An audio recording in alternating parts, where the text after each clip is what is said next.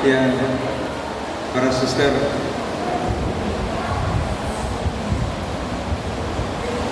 sudah larut begini masih bisa dengar ya? Saya sedikit berikan catatan.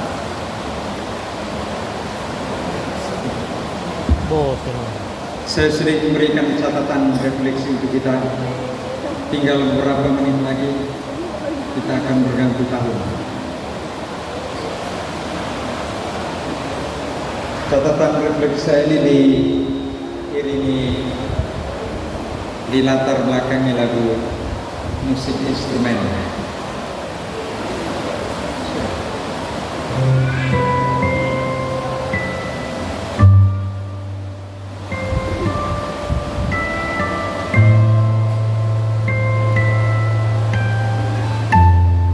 Ibu bapak, saudara-saudari, umat beriman, ada sebuah pepatah Latin yang mengatakan tempora mutantur et mos mutamur in illis, yang berarti waktu berubah dan kita pun ikut berubah di dalam waktu itu. Saudara, sadar atau tidak, kita ini sedang hidup di tengah sebuah dunia yang berada dalam proses perubahan terus-menerus. Terkesan tak ada sesuatu pun yang tampaknya bertahan atau tetap sama untuk waktu yang lama. Selalu saja ada hal yang tak terduga itu muncul dan mengejutkan kita. Orang-orang dibingungkan, bahkan dibutakan oleh perubahan-perubahan pesat aneka ide, konsep, teori-teori, cara berkomunikasi, dan cara berrelasi yang kadang baik tapi kadang ganjil dan menyesatkan. Banyak manusia yang akhir-akhir ini kita saksikan di tahun 2022 sedang telah ditarik dan terjebak oleh media elektronik ke dalam dunia maya, dunia tidak nyata, dan menjadi terpedaya oleh industri hiburan dan iklan-iklan yang memikat. Hal ini bisa kita sebut sebagai budaya kemayaan real. Saudara, berbarengan dengan kondisi ini muncullah berbagai macam problematika hidup yang seperti kita saksikan bersama lewat media-media audiovisual, lewat surat kabar, media-media online lainnya, bahwa banyak sekali kita hidup dalam kepalsuan demi kebahagiaan dan rasa aman yang palsu pula. Yang lain mapan dengan egoisme dan kesombongannya, sedangkan yang lain terlantar dengan kemalangannya. Kita bisa melihat selama tahun 2022 ini banyak yang tertekan dengan berbagai tindakan kekerasan yang berkecamuk, terorisme, penyiksaan, ledakan bom, bentrok antar kelompok lapisan masyarakat, bentrok dalam rumah tangga dan sebagainya. Muncul kemiskinan absolut, masalah klasik selalu saja terus ada. Kesenjangan antara yang miskin dan yang kaya masih saja ada. Rasisme masih kita rasakan. Fanatisme agama lebih lagi. Pelecehan kaum lemah, wanita dan anak-anak sering pula kita dengarkan. Jual beli manusia, bahkan perdagangan organ tubuh manusia juga mengejutkan kita semua. Dan tidak hanya itu, sifat korupsi, kolusi dan nepotisme sudah seperti mendarah daging. kita telah mengalaminya, kita rasakan sendiri. Belum lagi hidup ini selalu diwarnai dengan adanya persaingan yang tidak sehat, saling mematikan lawan politik atau lawan usaha karena benci dan iri hati. Kita juga telah menemukan dalam pada itu muncul banyak perang fisik dan perang mulut, pertengkaran, perkelahian hanya karena tersinggung atau salah bahasa. Kita juga menemukan begitu banyak mulut kita selalu mengumbar informasi-informasi provokatif yang berbuah dendam dan konflik. Lebih buruk lagi,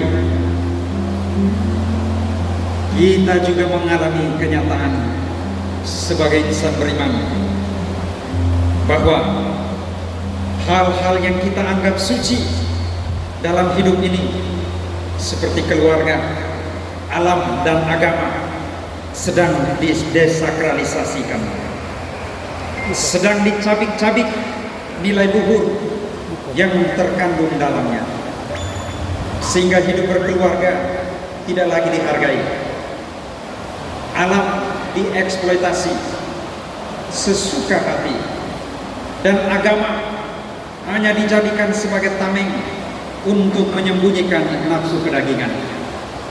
Saudara-saudara, kita telah mengalami semuanya itu, dan itu adalah nyata. Saudaraku, mau dinamakan apa lagi kondisi kita di tahun 2022 yang akan kita lalui ini?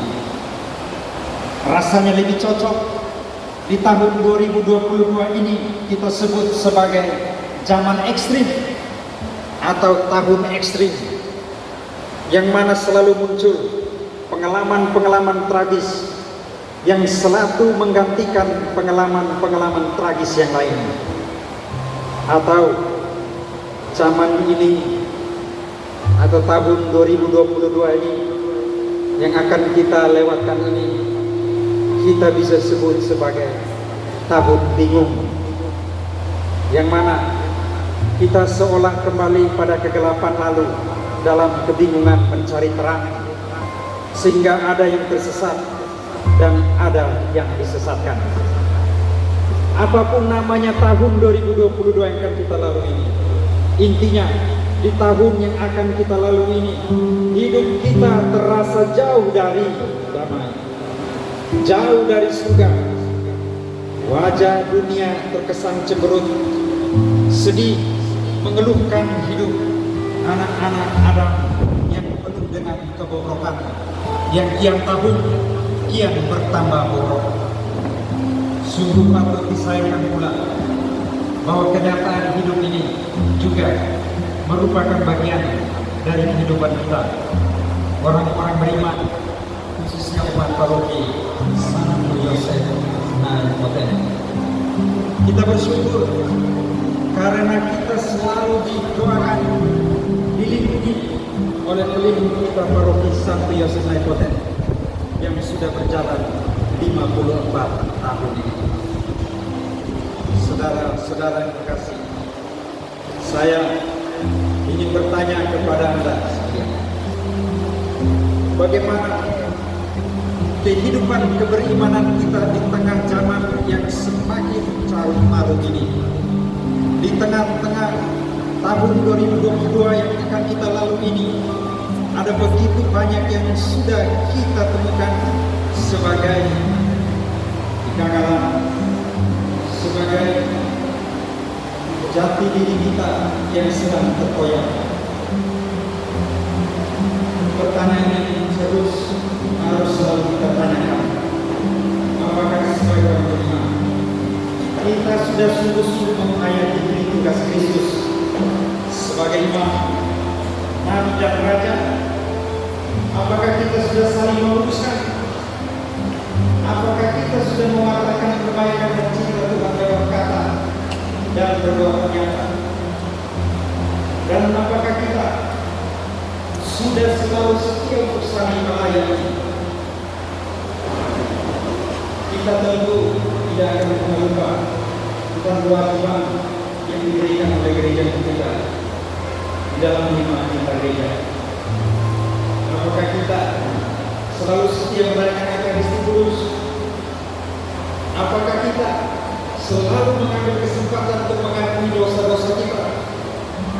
Apakah kita selalu rindu untuk menyambut tubuh Tuhan dalam perayaan Ekaristi Kudus? Dan apakah kita selalu menjalankan ibadah puasa dengan hikmat dan tulus? Dan apakah kita punya perhatian untuk pertumbuhan dan perkembangan gereja paroki kita Santo Yosef Naikoten? Pertanyaan lain yang bisa kita refleksikan sebelum kita meninggal tahun 2022 ini ialah apakah kita selalu terlibat dalam segala macam kegiatan-kegiatan gereja? Apakah kita selama tahun 2022 ini selalu berusaha untuk menjalani hidup suci? Dan apakah kita peka untuk mewartakan karya keselamatan Allah?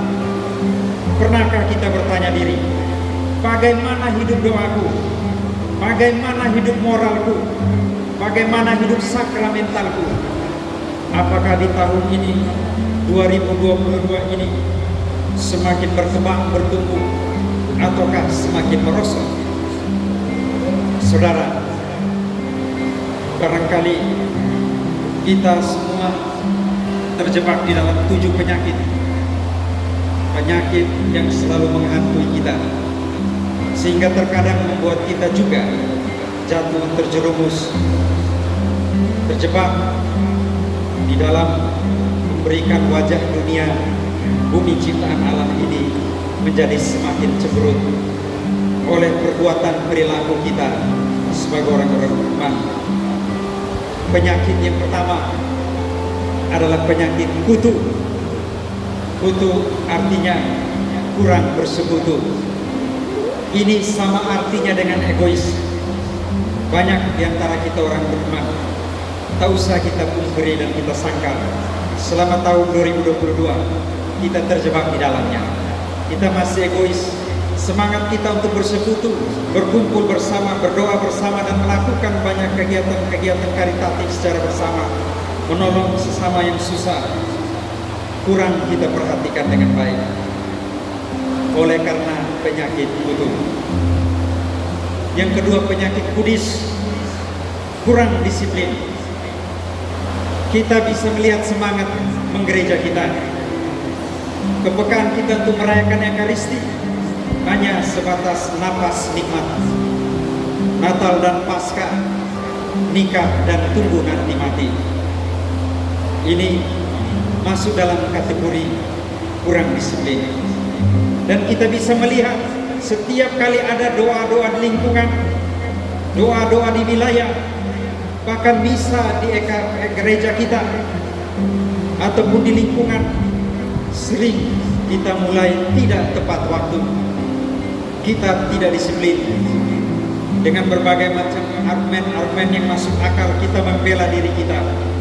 Padahal kenyataannya memang kita kurang disiplin.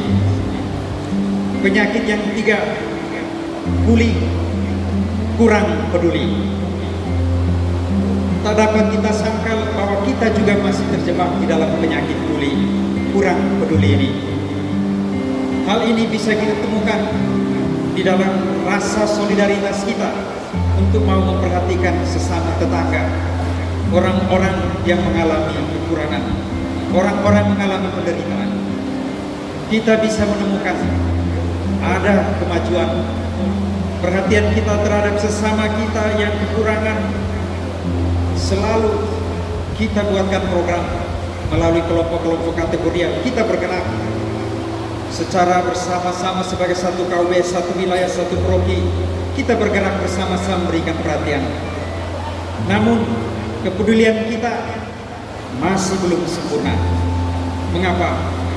Nyatanya ada begitu banyak umat beriman kita yang terjebak, bahkan tenggelam dalam penderitaan karena luka batin, persoalan-persoalan rumah tangga, persoalan keluarga, kekerasan dalam rumah tangga, banyak anak-anak yang diterlantarkan, banyak anak-anak kita yang lapar. Maka kita perlu menyadari hal ini baik-baik, sehingga kita pada akhirnya harus menerima selama tahun 2022 kita masih terjebak di dalam penyakit kurang peduli. Yang keempat, penyakit kurang berharap. Hal ini ditandai di mana masih banyak sekali umat beriman kita yang mana mencari penopang kehidupan ini tidak pada Tuhan dan imannya, melainkan pada kekuatan diri sendiri dan dunia ini. Waktu untuk Tuhan diabaikan, sementara waktu untuk diri sendiri dan hal-hal yang fana duniawi lebih diutamakan. Hal ini karena krisisnya harapan akan rahmat dan berkat Tuhan. Kita menyadari dan meyakini bahwa memang benar berkat Tuhan senantiasa ada untuk kita dan mengalir setiap saat. Namun kenyataannya bagi banyak umat kita yang kurang berharap pada Tuhan, ini dikarenakan iman mereka akan Tuhan masihlah dangkal. Penyakit yang kelima adalah hutang, kurang tanggung jawab. Ini pun tak dapat kita sangkal dan pungkiri. Banyak kita yang tidak bertanggung jawab. Bertanggung jawab sebagai orang beriman untuk menjalankan tugas Kristus serta kewajiban-kewajibannya sebagai orang beriman. Bertanggung jawab untuk menjalankan 5 perintah gereja. Bertanggung jawab bila diberikan kepercayaan di lingkungan, di KUB, di paroki ini. Penyakit yang keenam, kuman, kurang beriman. Banyak di antara kita yang berprinsip berdiseksi, banyak bicara, sedikit aksi. Maka tak dapat kita sangkal kalau kita mengatakan tahun 2022 kita telah melakukan banyak aksi sebagai ungkapan iman. Sesungguhnya belumlah sempurna. Dan penyakit yang ketujuh adalah kurang percaya. Banyak kita yang meninggalkan kehidupan doa pribadi dan doa bersama. Saudara-saudara, 7 penyakit ini harus kita singkirkan agar ke depan bersama dengan Santo Yosef pelindung paroki kita bisa merasakan sukacita kebahagiaan dalam persekutuan kita sebagai umat paroki Santo Yosef Nepoten di bawah bimbingan Pastor Paroki Romo John dan Pastor rekan saya Romo Andre dan bersama Romo Nani serta frater para pengurus DPP dengan perangkat tugasnya, para pegawai, ketua wilayah dan pengurusnya, ketua KUB dan pengurusnya, bersama para biarawan-biarawati, bersama para kelompok kategorial. Mari kita bergandengan tangan, sehati, sejiwa, seiakan, sekata, dalam satu iman, satu kasih dan satu harapan. Kita berjalan terus menuju kepada sukacita kehidupan abadi bersama Kristus yang kita imani. Waktu meskipun terus berlalu, tetapi yakin dan percayalah, Yesus Kristus yang kita imani tetap sama, baik kemarin, hari ini, besok, dan sampai selama-lamanya. Akhir kata, terima kasih atas semua kebersamaan kita selama tahun 2022. Atas nama para imam, kaum berjubah, saya mengucapkan permohonan maaf atas semua kekilafan bila dalam pelayanan kami untuk memenuhi hak umat untuk mendapatkan pelayanan rohani baik pelayanan sabda maupun sakramen tidak dijalankan secara maksimal. Mari kita tetap punya harapan. Bukalah hati kita. Kita baru menerima Yesus yang lahir dalam hati kita. Hati kita adalah palungan yang tepat untuk menerima Sang Kekal, firman Allah yang hidup, firman yang abadi yang tak pernah berubah.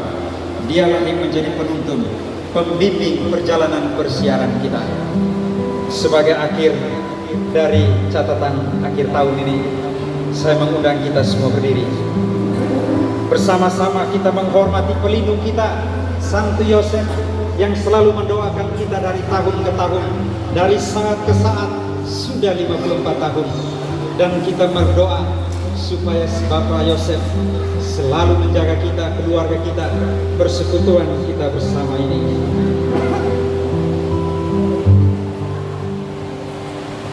Santo Yosef yang menjaga keluarga Nazaret, kau biarlah Bunda Allah serta Yesus penebus. Sudilah doakan kami pada Yesus anakmu, dan lindungilah selalu kami sekeluarga di tengah mara bahaya. Beri kami harapan, teguhkanlah iman kami, agar jangan tersesat. Bapak Yosef angkat kami, kehadiran Yesusmu, agar kelak berbahagia sertamu selamanya. Kita mohonkan berkat Tuhan dari Romo John. Tuhan bersamamu. Semoga Allah yang Maha Kuasa memberkati saudara sekalian selamat tahun baru ini. Bapa dan Putra dan Roh Kudus. Amin. Selamat tahun baru.